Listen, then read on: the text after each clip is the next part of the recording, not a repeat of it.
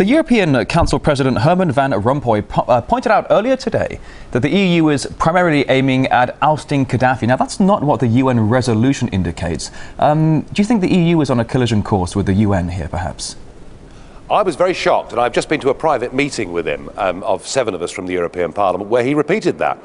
So it's perfectly clear that as far as Rompuy is concerned, regime change is why we're involved in Libya.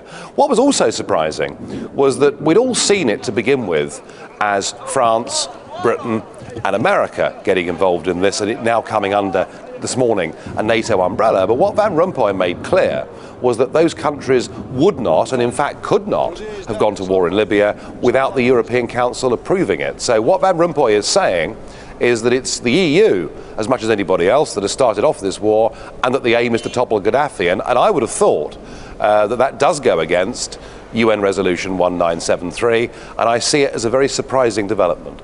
All right, let's draw some comparisons here, if we may. Back in 1999, NATO bombed the former Yugoslavia for almost 4 months and still introduced ground forces to take full control. Now we hear the reports that 4,000 US Marines are being moved closer to Libya. Do you think, is there really support for another ground offensive? I don't believe there's any support for another ground offensive, and certainly if I talk about British public opinion, we've been told by the Armed Forces Minister, Nick Harvey, in response to a question, what is the length of our commitment? He replied, how long is a piece of string? Well, goodness me, we've had British troops on the ground in Afghanistan now for over 10 years. I don't think there's any appetite for us getting involved in foreign wars where we cannot directly see our own national interests being threatened, and where, frankly, if we go in to support the rebels, we don't even know who they are or what they stand for or what they want. I don't think anybody has thought this through, not just in the context of Libya and ground forces, but hey, what about the Yemen? What about Syria? What about Bahrain? What about Saudi Arabia? I mean, is there really, do Sarkozy or Van Rompuy or Cameron, have they thought about a strategy for North Africa and the Middle East? But when you talk about Yemen and Bahrain, for example, we're seeing protests, anti-government protests, people fighting for the same cause as what we've seen in Libya. Why is it then that Western powers have gotten involved in Libya and not in places like Bahrain and Yemen? Well, look, I mean, you're asking me the question.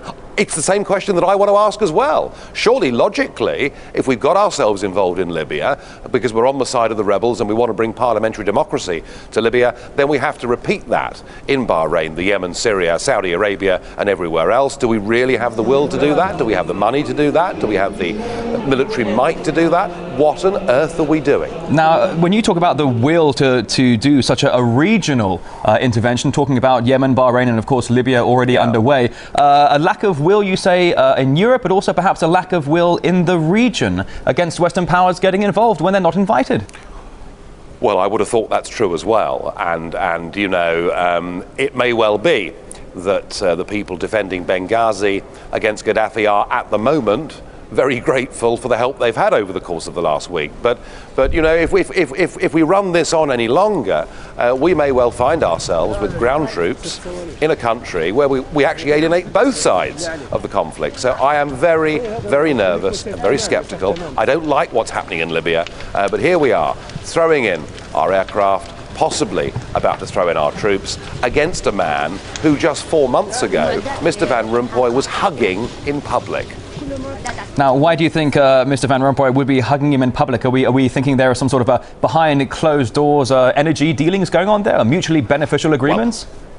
Well, quite possibly. I mean, don't forget it was Tony Blair who did bring Gaddafi in from the cold.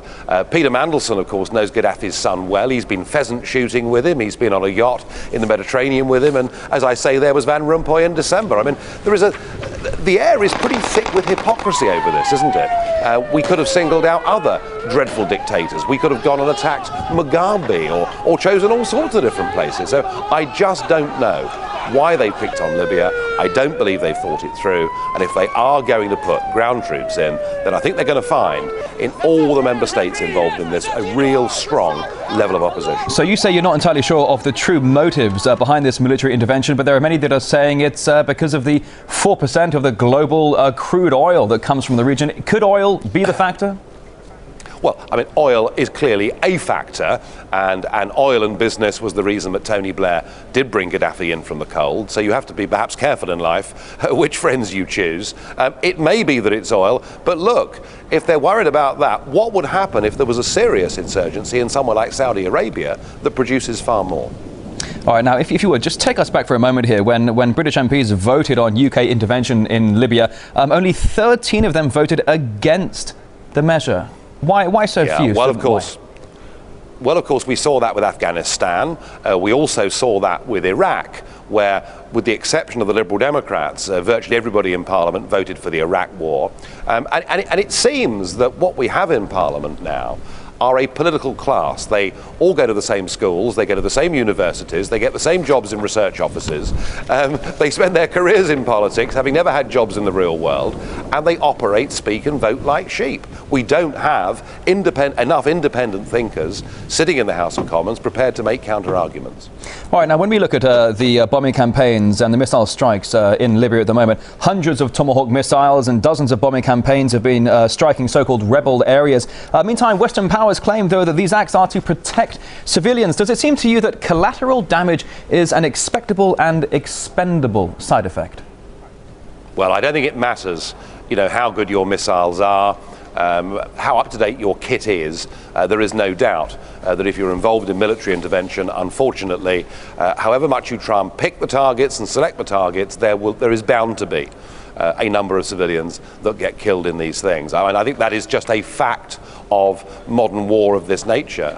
But again, we seem to be... I saw Mr Cameron this afternoon talking about the fantastic victories we'd secured over the course of the last week. I'm not sure what to believe when I hear all of that, but certainly civilian casualties will be an ongoing part of this campaign. When you hear Prime Minister Cameron talking about so-called victories, in what context do you think victory actually translates to? Well, they seem to be measuring success in the number of tanks and armoured personnel carriers and fighter jets that they've destroyed from the air and with missiles. They seem to be saying, look, we've smashed up loads of their kit, they haven't got much of an air force left, we've killed lots of their people, and therefore, aren't we doing well? And doesn't this justify the action that we took just over a week ago? And I'm just not sure the public are ready to buy that. All right, now let's turn our focus now to that of Brussels. The past 2 days of severe protests there as the EU summit has been discussing a possible bailout of Portugal and more austerity cuts in social services there. Do you think with severe austerity cuts taking place around Europe, it's likely to possibly overshadow military involvement in Libya, or, on the contrary, make the public more sensitive to the huge spendings on the Libyan campaign? Yeah, I think when people see cuts in frontline services for whatever reasons, when people see their retirement ages going up, when people see the taxes, both direct and indirect, that they're paying going up, they have a right to question, what on earth are we doing getting involved in an open-ended commitment in terms of war with Libya that could cost us goodness knows what else? I do think the two are very closely interlinked, and I also feel that there are lots of countries this morning, and certainly in Britain, people woke up this morning and they looked at the television and bought their newspapers and saw that as Portugal is about to topple over as the next Eurozone country requiring a bailout, that is actually going to cost each British taxpayer about £400, and that actually the biggest effect on our pockets this week wasn't the Chancellor's budget, but it was the fact that the Portuguese government fell and they're about to be bailed out. So I think people have every reason to be pretty angry that they see their own costs at home going up, their services being cut,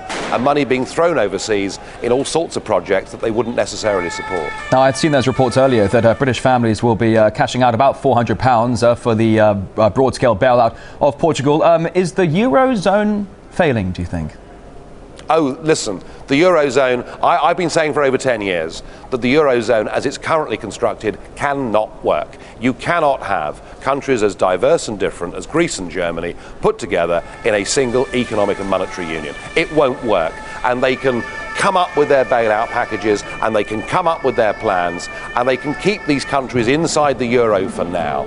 But in the end, all they're doing is building a far bigger and a far worse bust when it comes. And I am utterly convinced that Greece and Ireland and now Portugal and possibly even Spain are now being trapped inside an economic prison, where their democratic voice in terms of general elections can't be heard, where we're going to see increasing violence on the streets, and at some point in time they've got to come out of the euro, re-establish their own currencies, devalue and reschedule their debt. Otherwise they are simply not going to survive.